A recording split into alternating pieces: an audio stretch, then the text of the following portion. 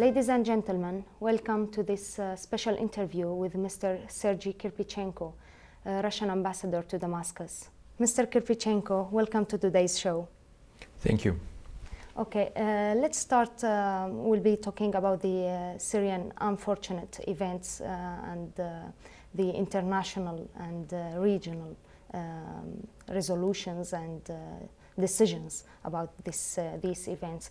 It's very clear that some international and regional parties are trying to set up the stage for their clear intervention in the internal affairs of Syria. What is Russia's position towards this?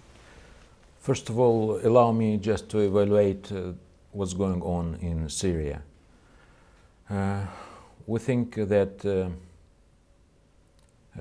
only solution for the crisis Syria is crossing is a broad national dialogue and is the execution of the political, social, economic reforms which were declared by President Bashar al-Assad. That's our message to the Syrian government and Syrian people in the present moment. We think that if the Syrian leadership continue its path to reforms, it can overcome the current situation, the current crisis, and ensure democratic and prosperous future for Syria. Mm-hmm. The second part of your question is the world reaction to the events. Sincerely, I think that not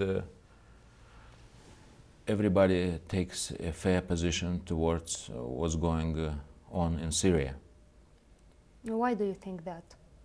I think that maybe some countries, they have their different internal agenda and maybe different agenda towards Syria, which is sincerely not coinciding with the aspirations of the Syrian society and Syrian people.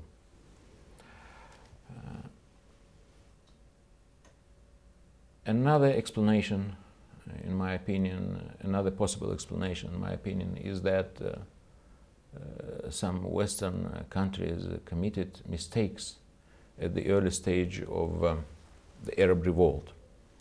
So now, unfortunately, they are trying to correct their previous mistakes by new one. I think it's not a very sound and good approach to the events in Syria.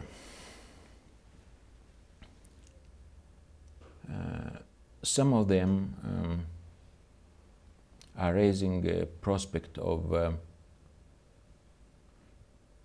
discussing a resolution of the Security Council concerning Syria. We don't see any justification for such an attitude.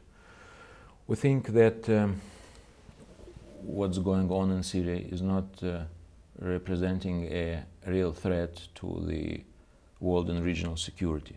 So it's not the business of the Security Council to deal with this issue. Secondly, we think that Syrian people may overcome the present situation by its own, without interference from abroad into its internal affairs. Your Excellency, you were saying something about the mistake of the Western and the world in general interference in the internal affairs of Syria.